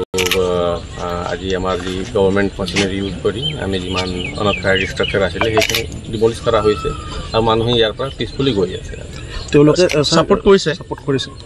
কৰিছে হয় ৰাইজৰো ছাপোৰ্ট আমি পালোঁ আৰু চবে বুজি পাইছে যিহেতু আমাৰ বিজিআৰ লেণ্ড এৰিয়াত মানে তেনেকুৱা দখল কৰি বহি থাকিব নোৱাৰে তো সেইমতে আমি স্মুথলি আজি ইলেকশ্যনটো কৰি বুলডোজাৰ লাগি আছে কিমানখন কেনেকুৱা বুলডোজাৰ চলি আছে প্ৰায় 12টামান বুলডোজাৰ আমি ইউজ কৰিছোঁ আৰু যথেষ্ট আমি বাহিৰৰ পৰাও পুলিচ ফ'ৰ্চ মোতায়েন কৰিছোঁ কিমান মান আছে ছাৰ পুলিচ ফ'ৰ্চ মোৰ দেন 500 মান আমি মোতায়েন কৰিছোঁ প্লাছ আৰু আমি ষ্টেণ্ড বাই ৰাখিছিলোঁ কিবা এটা হ'লে আমি আৰু মানুহ আনিলোহেঁতেন কিন্তু আমি আশা ৰাখিছিলোঁ কি যেতিয়া যিহেতু চবক পিছফুলি বুজাই দিয়া আছে আগৰ পৰা চবে গমহে পাই গৈছে যে তেনেকুৱা মানুহ বহি থাকিব নোৱাৰে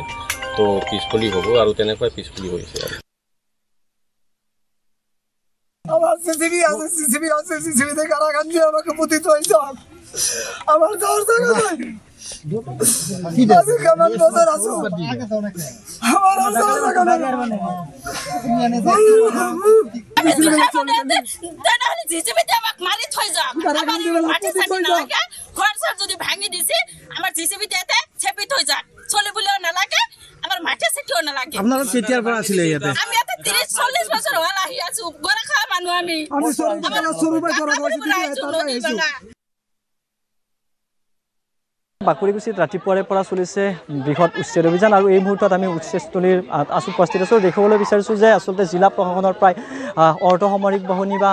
আৰক্ষী লোক প্ৰায় 1000 লোকৰ উপস্থিতি যেনেদৰে আচলতে উচ্ছেদ চলোৱা পৰিলক্ষিত হৈছে আৰু এই মুহূৰ্তত আমি উচ্ছেদিত লোকসকল উপস্থিত আছে মই তেখেতসকলৰ সৈতে কথা পাতিবলৈ যত্ন কৰিম আপোনাৰ ওচৰলৈ আহিছোঁ কেতিয়াৰ পৰা ইয়াত বসবাস কৰি আছিল বা কি ক'ব আজি ইয়াৰ পৰা 30 বছৰ আমি ইয়াতে বসবাস কৰি আছোঁ আমাৰ ওচৰৰ মানুহ আমাৰ ভাঙৰামাৰী কুৰামাৰীৰ পৰা থাকা চাকা নাই ওচৰত ভাঙি দিলাক ভাঙি দিয়াৰ পিছত আমাৰ ভূমি বৰ্মনে মানুহকেইটা অস্থায়ী দিলাক যে আমাৰ বৰক্ষেত্ৰীৰ মানুহ আমি চবকেইটা অস্থায়ী দিয়াৰ পিছত এই মানুহকেইটা আমি আছোঁ কিবাকৈ চলি আছোঁ 1 কাঠা 2 কাঠা মাটি 452 বিঘা 1 কাঠা 14 লচা মাটিৰ ভিতৰত আমাৰ এই মাটিকেইটা মানুহ আমি ইয়াতে 93 ঘৰ আছোঁ 80-82 বিঘা মাটি তাতে 3টা অনুষ্ঠান আছে 3টা অনুষ্ঠানত আপোনাৰ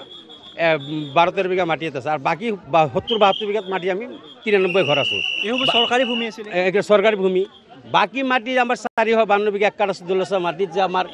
ইফালে যে মাটি আছে 20 বিঘা 30 বিঘা 40 বিঘা মাটি খাই আছে সেগুলা কোনো নামগন্ধ নাই আমার এই দুখীয়া মানুহ সরকারত যে মানুহ এই মাটিকেটাত এই 93 ঘর মানুহকেটাত এই আমার পরিস্থিতি এনা সরকারে দিয়া মাটি সরকারে ঘর দিছি সরকারে ঘর দিয়ে বরফ বেশি হাজিরা করি কিবা কৰি খাই মানুহ 1 কাঠা 2 কাঠা মাটি মানুহ বহক কৰি আছে আজি এই চৰকাৰে ভাঙি চিঙি দিয়ে মানে ইমান অত্যাচাৰ মানে হৈ আছে বিজেপিৰ পৰা আমাৰ আমি সৰৰ বাংলামাৰী গুৰামাৰী ভোটাধিকাৰ একদম বৰক্ষেত্ৰী আমাৰ ভোট আগৰ পৰা আজি আমৰা 71 বছৰ আমাৰ 51 বছৰ আগৰ পৰা আমি বৰক্ষেত্ৰীত মানে আমি বহক কৰি আছো আমি তো নতুন নহয় আমি কি ক'ব আপোনালোকৰ ঘৰসমূহ আজি ভাঙি দিয়া হৈছে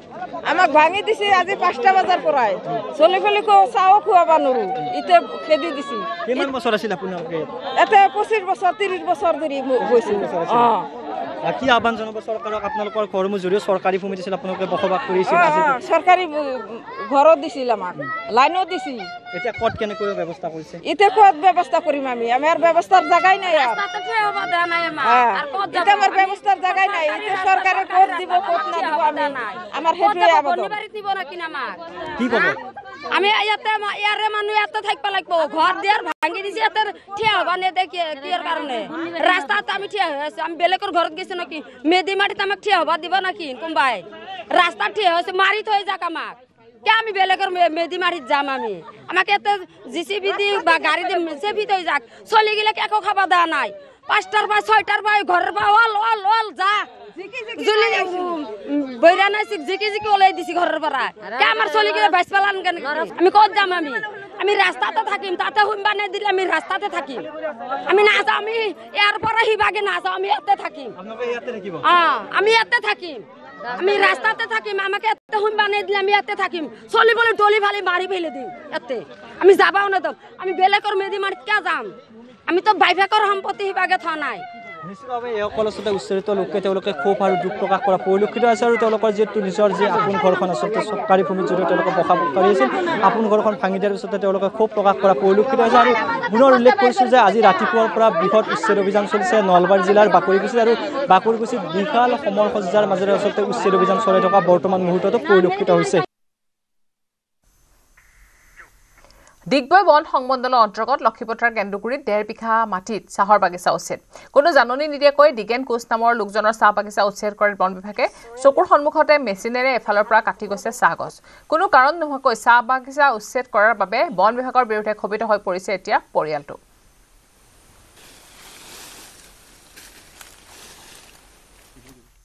ডিগবৈ বন সংমণ্ডলৰ অন্তৰ্গত লক্ষীপথাৰ কেন্দ্ৰগুৰি গাঁৱৰ নিবাসী দিগেন কোচ ইতিমধ্যে প্ৰায়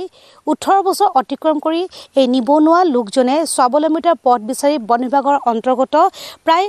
1.5 বিঘা মাটিত তেওঁ যেহেতু চাহ বাগান কৰি তেওঁ নিজৰ পৰিয়ালটো পোহপাল দি আছিল আৰু 18 বছৰে এই যে চাহ বাগানখন তেওঁলোকে ব্যৱসায় বাণিজ্যৰ একমাত্ৰ মাধ্যম হিচাপে ব্যৱহাৰ কৰি থকাৰ সময়তে এই লক্ষীপথাৰ ৰেঞ্জৰ যিগৰাকী ৰেঞ্জাৰ আৰু লগতে তেওঁলোকৰ যিসমূহ কৰ্মী তেওঁলোক আহি হঠাৎ কোনো জাননী প্ৰেৰণ নকৰাকৈ এনেদৰে খুব সুন্দৰভাৱে উঠি থকা চাহ গছৰ এই পুলিবোৰ মেচিন লগাই কাটি সম্পূৰ্ণ উচ্ছেদ কৰাৰ এই যেহেতু আমি দৃশ্য দেখুৱাবলৈ সক্ষম হৈছোঁ তেওঁলোকৰ মনৰ কথা আমি জানিবলৈ চেষ্টা কৰিম আপোনালোকে কিমান বছৰ ধৰি ইয়াত চাহপাত বাগান খুলিছিল কিমান বিঘা মাটি আছিল আপোনালোকৰ পৰিয়ালৰ পোহপালৰ একমাত্ৰ মাধ্যম হিচাপে চাহপাত বাগানখন আছিল কিয় এই চাহপাত বাগান হঠাৎ উচ্ছেদ কৰিলে আপোনালোকে জাননী প্ৰেৰণ কৰিছিল নেকি এই বাগান আমি এতিয়ালৈকে 1.5 বিঘা মাটি মুঠতে 18 বছৰ আমি 18 বছৰ অতিক্ৰম হ'ল এতিয়ালৈকে বৰ্তমান 18 বছৰ অন্তত যোৱা কালি দিনাখন আমাৰ বন আঞ্চলিক বিষয়া আহি মানে কোনো জাননী জাৰি নকৰাকৈ এনেকৈ উচ্ছেদ কৰিলেহি মই আৰু এটা প্ৰশ্ন কৰিছিলোঁ যে অকল আমাৰ এখনেই দেখি পালে নেকি আগতে এতিয়া নহয় আজি 18-20 বছৰ আগতো এই বনাঞ্চলিক বিষয়া কাৰ্যালয়ৰ কাষত আছে এতিয়া মানে তাত যিখন হাবি আছিলে হাবিটো অলৰেডি শেষেই বনাঞ্চলিক বিষয়া কাৰ্যালয়ৰ কাষত এখন প্ৰাইভেট স্কুলত দান কৰিলে ডিপাৰ্টমেণ্টৰ মাটিত আৰু ডিপাৰ্টমেণ্টৰ বিষয়া কৰ্মচাৰীয়ে আজি চৰকাৰী বিষয়া ডিপাৰ্টমেণ্টৰ বিষয়া কৰ্মচাৰীৰ লগতো আজি বাগান এনেকৈ অবৈধ হিচাপে জংঘলত খাই আছে তেওঁলোকৰ প্ৰতি কিন্তু সদায় ভাল দৃষ্টিত চাই থাকে বন বিভাগে কিন্তু আমি খাটি খোৱা অসমীয়া খাটি খোৱা গাঁৱলীয়া ল'ৰাক এনেকুৱা এটা কৰ্মসংস্থাপনৰ পৰা বিৰত ৰাখিবৰ কাৰণে তেওঁলোকে ইয়াক অবৈধ হিচাপে খাইছোঁ বুলি আমাকহে প্ৰমাণ বিচাৰি ফুৰিছে চৰকাৰী বিষয়া আৰু ইয়াক নিবিচাৰে কি ক'ব বাইদেউ আপুনি যিহেতু নিজে উপস্থিত আছিলে আপোনাৰ সন্মুখত বাগান উচ্ছেদ কৰিছে হয় মই নিউজ 18 অসম নৰ্থ ইষ্টক আজি আমাক আহি মানে সুধিবলৈ অহাৰ কাৰণে মই অশেষ ধন্যবাদ জনাইছোঁ তো মই ইয়াকে ক'ম আমি বন বিষয়াজনক কৈছিলোঁ কিন্তু তেখেতে আমাৰ কথা নুশুনিলে নুশুনি আমি কৈছোঁ যে আমি ইয়াত নাহৰ গছ ৰুইছোঁ আম পুলি এনেকৈ বিভিন্ন ধৰণৰ গছ পুলি আমি নিজে ৰুইছোঁ বুলি কৈছোঁ কিন্তু তেতিয়া তেখেতে কৈছে যে এই হাবিত ৰুবলৈ তোমালোকক কোনে অধিকাৰ দিলে বুলি তেখেতে কৈছে আৰু তেতিয়ানো আমি কি ক'ম তো আমি কৈছোঁ যে ওলাই যোৱাৰ পিছত এজন ফৰেষ্ট বেটেলিয়নে মোৰ স্বামীক হাত তুলিবলৈ লৈছিলে তেতিয়া মই কৈছোঁ যে তুমি হাত নুতুলিবা তুমি হাত লগাব নোৱাৰা তেখেতক তো আৰু মই এইটো কৈছোঁ যে আপোনালোকে আমাৰ যে বাগানখন দেখিলে কিন্তু আপোনালোকে কিয় আপোনালোকৰ নিজৰ বন সংমণ্ডলৰ যিখন কাষতে থকা বাগানখন আপোনালোকে কিয় উচ্ছেদ কৰিব পৰা নাই নগাঁৱত নিৰুদ্দেশ হৈ আছে এগৰাকী 74 বছৰীয়া বৃদ্ধ 28 জুনৰ পৰা অৰ্থাৎ শনিবাৰৰ পৰা খ্ৰীষ্টান বস্তিৰ ভাড়াঘৰৰ পৰা পুৱা 7 বজাৰ পৰা ওলাই গৈছিল ব্যক্তিগত আৰু তাৰ পিছৰ পৰা নিখোজ হৈ আছে প্ৰকাশ ফুকন নামৰ 74 বছৰীয়া বৃদ্ধাগৰাকী নগাঁৱত কন্যাৰ সৈতে ভাড়াঘৰত আছিল প্ৰকাশ ফুকন তেওঁৰ কন্যা ডক্টৰ ৰশ্মিতা ফুকন নগাঁও মহাবিদ্যালয়ৰ বুৰঞ্জী বিভাগৰ সহকাৰী অধ্যাপিকা ইতিমধ্যে প্ৰীতি নিৰুদ্দেশ সম্পৰ্কত ডক্টৰ ৰশ্মিতা ফুকনে আৰক্ষীক অৱগত কৰিছে যদিও দুদিন ধৰি কোনো সন্ধান লাভ কৰা নাই প্ৰকাশ ফুকনৰ শনিবাৰে পুৱা ঘৰৰ পৰা ওলাই যোৱাৰ পিছতে 7:20 কলং কপিলি সিনিয়ৰ ছেকেণ্ডাৰী স্কুলৰ সমীপত এখন ৰঙা ৰঙৰ ই-ৰিক্সাত বহি থকা CCTVত দেখা পোৱা গৈছে কিন্তু কলৈ গৈছে ব্যক্তিগৰাকী তাৰ কোনো সুংসূত্ৰ লাভ কৰা নাই পৰিয়ালৰ লোকে ঘৰৰ পৰা ওলাই যোৱাৰ সময়ত তেওঁ কলা ৰঙৰ ট্ৰাউজাৰ আৰু ক্ৰীম ৰঙৰ টি-শাৰ্ট পিন্ধি ওলাই গৈছিল কোনো লোকে যদি তেওঁৰ সম্ভেদ পায় তেনেহলে 7896326722 নম্বৰত যোগাযোগ কৰিবলৈ আহ্বান জনাইছে আনহাতে প্ৰকাশ ফুকনৰ পিতৃগৃহ ত্ৰিয়কৰ বলমাটো পিতৃৰ নিখোজ সন্দৰ্ভত খবৰ কৰিছে তেওঁৰ জীয়ৰীয়ে কিন্তু এতিয়ালৈকে কোনো খবৰ পোৱা নাই তাৰ বাবে চিন্তিত হৈ পৰিছে পৰিয়ালটো পাপা তুমি য'তে আছা তুমি একো নোখোৱাকৈ গুচি গৈছা তেনেকৈ তুমি সোনকালে ঘূৰি আহা পাপা যি সমস্যা আছে আমি সমাধান কৰিম তোমাৰ কাৰণে আমি আছোঁ কিন্তু পাপা তুমি ঘূৰি আহা য'তে আছা তুমি ঘূৰি আহা কোনোবাই যদি তেওঁৰ বিষয়ে কিবা ইনফৰমেশ্যন পায় মোক কাইণ্ডলি জনাব আৰক্ষীক জনাব টিয়ক থানাত ইতিমধ্যে গোটেইখিনি কথা পুলিচক জনোৱাই হৈছে নগাঁও পুলিচো ফ'ল' আপ কৰি আছে কোনোবাই যদি কিবা তেওঁৰ ইনফৰমেশ্যন পায় মোক প্লিজ জনাব চাবুৱাৰ ৰহমৰীয়াত খাদ্যত বিষক্ৰিয়া হৈ অসুস্থ হৈছে বহুকেইজন লোক জ্বৰ কাহ শৌচত আক্ৰান্ত হৈছে শিশু মহিলা সহ কেইবাজনো লোক এঘৰত তিলনী অনুষ্ঠানৰ প্ৰসাদ খাই অসুস্থ হৈ পৰাৰ সন্দেহ কৰিছে অসুস্থ লোকসকলক চাবুৱাৰ মহাত্মা গান্ধী আদৰ্শ চিকিৎসালয়ত ভৰ্তি কৰা হৈছে আনহাতে গুৰুতৰভাৱে অসুস্থ কেইবাজনো লোকক উন্নত চিকিৎসাৰ বাবে ডিব্ৰুগড় অসম চিকিৎসা মহাবিদ্যালয়লৈ প্ৰেৰণ কৰা হৈছে কালি মানে এখন তিলনী আছিলে বিভিন্ন লোকে মানে কৈছে যে তাতে ফুড পয়জন হৈছে নেকি কাৰণ ঘৰলৈ নিয়াৰ পিছত বহুতে খাইছে সকলোৱে নহ'বও পাৰে আৰু এনেকুৱাও হ'ব পাৰে ভাইৰাছটো কিন্তু আহিছে ক'ৰ পৰা আহিছে সেইটো বেলেগ কথা কিন্তু ফুড পয়জনেই যে সকলোৱে হৈছে এইটো নহয় কিন্তু কিছুমান নোখোৱা মানুহো হৈছে গতিকে যেতিয়া মানে সৰহসংখ্যক মানুহ অহা স্থানৰ পৰা মানে সৰহসংখ্যক মানুহ যেতিয়া হৈছে তেতিয়া মানুহবিলাকে ধাৰণা কৰিছে ক'ৰবাত ফুড পয়জনো হৈছে নোহোৱা কিন্তু বেলেগ কথা নহয় কিন্তু সৰহসংখ্যক মানুহ হৈছে আৰু একেলগতে হৈছে তাৰমানে এইটো নহয় যে আজি হৈছে এজনৰ কাইলৈ হৈছে এনেকুৱা নহয় একদম একেলগতে মোৰ ঘৰ এতিয়া 7জন মানুহ 7জন একেলগতে হৈছে মাৰ্ঘেৰিটাত যুৱকৰ মৃতদেহ উদ্ধাৰ মাৰ্ঘেৰিটাৰ বাবু পথাৰ ৰাজপথত উদ্ধাৰ হৈছে মৃতদেহটো মৃত যুৱকজন 2 নং খামন পথাৰ নিবাসী অনিল গড় যুৱকজনৰ মূৰৰ পিছফালে আঘাতত চিন স্পষ্ট যুৱকজনক পৰিকল্পিতভাৱে হত্যা কৰাৰ সন্দেহ কৰিছে পৰিয়াল তথা স্থানীয় লোকে এতিয়া আৰক্ষী তদন্ততে পোহৰলৈ আহিব এয়া দুৰ্ঘটনা নে হত্যাকাণ্ড करके जब मैं सो रहा था जब मुझे फ़ोन करके मेरा दीदी ने बोला कि एक्सीडेंट हुआ है मैंने ऐसे कुछ हुआ है तो इसलिए फिर मुझे फ़ोन करने के बाद बावजूद मैं यहाँ पे आया हूँ कहाँ में हुआ एक्सीडेंट ये बाव पत्थर में हुआ है क्या नाम रहा अनिल गौड़ कहाँ में है घर खमन पत्थर में कहाँ से आ रहा था ये मुझे तो इतना पता नहीं कहाँ से आ रहा था मुझे पता नहीं कुछ भी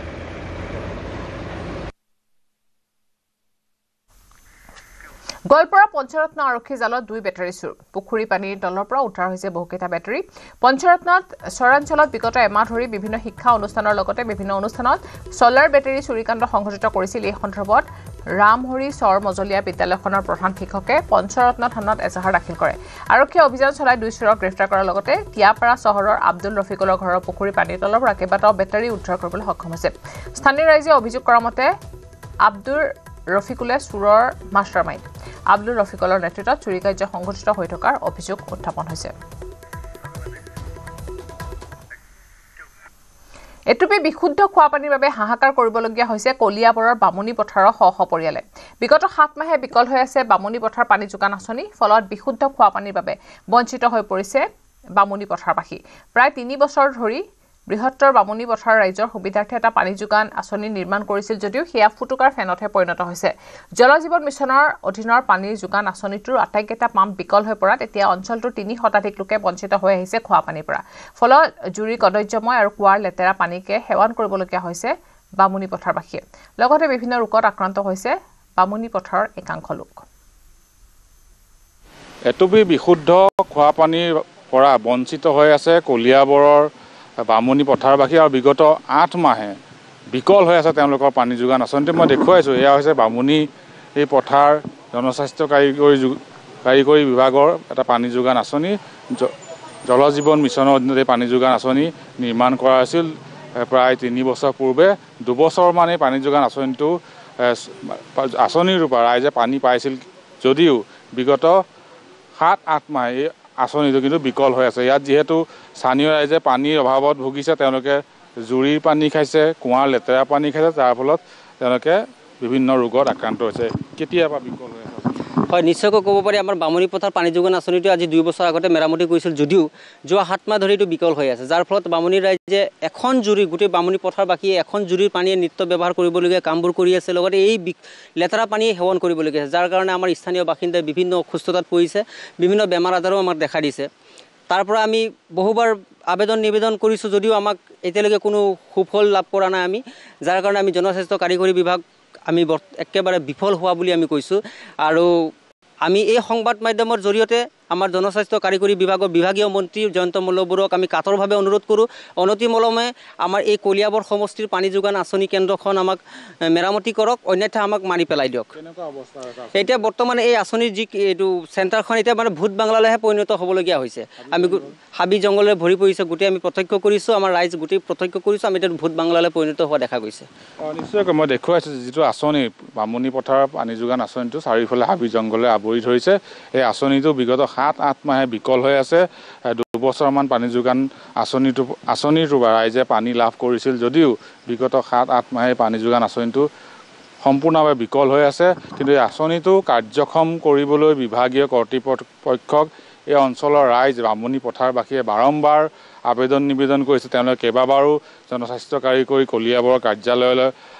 অহা যোৱা কৰিলে, আবেদন নিবেদন কৰিলে। তেওঁলোকৰ আবেদন নিবেদনৰ প্ৰতি যেন বিভাগীয় কৰ্তৃপক্ষই কোনো ধৰণৰ গুৰুত্ব প্ৰদান কৰা। তেওঁলোকে স্থানীয় জনপ্ৰতিনিধিকো বাৰম্বাৰ আবেদন কৰিছে যে পানী যোগান আঁচনিটো পুনৰ কাৰ্যক্ষম কৰি তুলিবলৈ, কিন্তু তাৰ প্ৰতি যেন কোনেও মন দিয়া নাই। যাৰ ফলত এই অঞ্চলৰ ৰাইজে প্ৰায় 1000 পৰিয়ালে জুৰি বৈ অহা লেতেৰা পানী খাবলগীয়া হৈছে, কুঁৱাৰ লেতেৰা পানী খাবলগীয়া হৈছে, যাৰ ফলত ইয়াৰ ৰাইজে বিভিন্ন ৰোগত আক্ৰান্ত হৈছে। আৰু এনেদৰে দেখা গৈছে গ্ৰামাঞ্চলৰ একাংশ পানী যোগান আঁচনি বছৰ বছৰ ধৰি বিকল হৈ থাকে, কিন্তু আঁচনিসমূহ কাৰ্যকৰী কৰাৰ ক্ষেত্ৰত বিভাগীয় কৰ্তৃপক্ষই কোনো ধৰণৰ ব্যৱস্থা নলয়। আৰু এয়াই হৈছে জল জীৱন আঁচনিৰ প্ৰকৃত স্বৰূপ। বিশ্ববিখ্যাত ছফ্টৱেৰ কোম্পানী SAPৰ সহযোগত অসম ডাউনটাউন বিশ্ববিদ্যালয়ত আৰম্ভ হৈছে কেইবাটাও নতুন পাঠ্যক্ৰম। অসম ডাউনটাউন বিশ্ববিদ্যালয়ত আৰম্ভ হৈছে BTech, CSE আৰু MBAৰ পাঠ্যক্ৰম। অসম ডাউনটাউন বিশ্ববিদ্যালয়ে আনিছে আশাৰ বতৰা। অসম ডাউনটাউন বিশ্ববিদ্যালয়ত আৰম্ভ BTech, CSE আৰু MBAৰ পাঠ্যক্ৰম। SAPৰ সহযোগত বিশ্ববিদ্যালয়খনে আৰম্ভ কৰে এই দুই পাঠ্যক্ৰম। জাৰ্মানীত মুখ্য কাৰ্যালয় থকা বিশ্ববিখ্যাত ছফ্টৱেৰ কোম্পানী SAPৰ সৈতে কৌশলগত সহযোগিতাৰে অসম ডাউনটাউন বিশ্ববিদ্যালয়ে আৰম্ভ কৰিলে এই দুই বিশেষ পাঠ্যক্ৰম। উদ্যোগ পদ্ধতিৰ সৈতে বিশ্বব্যাপী সংস্পৰ্শ, SAP আৰু ইয়াৰ অংশীদাৰ নেটৱৰ্কৰ সৈতে পেইড ইণ্টাৰ্ণশ্বিপ, বিশ্বজুৰি চাকৰি পোৱাত সুবিধা, বিশ্বজুৰি ব্যৱহৃত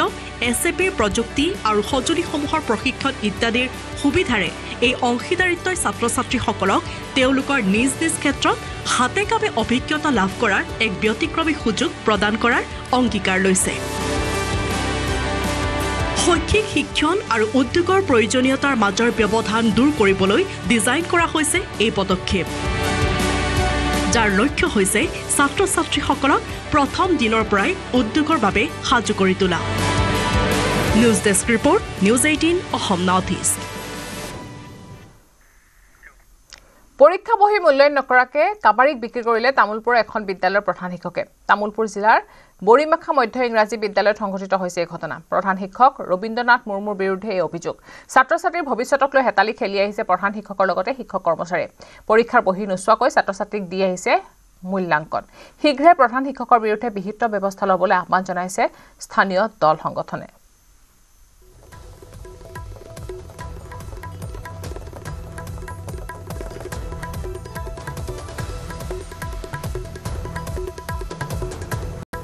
দিব দিয়া নাই, মই দিলো। একজন ছাৰ বহি আছিল, কৈছে তাৰে ভিজি পেলে ভিজি থকা কিতাপ কাগজখিনি দি দিওঁ। তেখেতে একো নকলাক। পিছত নকওঁতে আৰু মই দি দিলো সিহঁতক মাতি পেলাই। এনেইতো মই জানাতো দিয়ে আছিল, এইবাৰ যে কেনেকে বা কি এইটো কোনবাৰৰ বা ৰৈ গৈছে তাতে চাজাৰ ওপৰত, মোৰ নাচালো আৰু গম নাপালো। পুৰাণ কিতাপ যদি ক'ৰবাত কোনোবাই মোৰ ইয়াতে যদি ক'ৰবাত বিক্ৰী কৰিছে এইটো নাজানো, কিন্তু কিতাপটো আমি বিক্ৰী কৰিব নোৱাৰো। এই অপৰাধ বা কিতাপ বিক্ৰী কৰাটো শিক্ষকৰ এইটো হেৰি নহয়। নহলে বহিটো চাওঁ, গোটেই চাওঁৱে বহি চাওঁৱে, এইটো কোনটো ইউনিটৰ বস্তু বা পাইছে এইটো নাজানো মই, কিন্তু বহিবিলাকতো আমি নাচোৱাকে নাথাকো, চাওঁৱে। এতিয়া বহি নাচালে আৰু কেনেকে ৰিজাল্ট বিলাক দিয়া হ'ব। আৰু ইয়াৰ লগে লগে সময় হৈছে এতিয়া বাতৰিৰ পৰা বিদায় লোৱাৰ। নমস্কাৰ।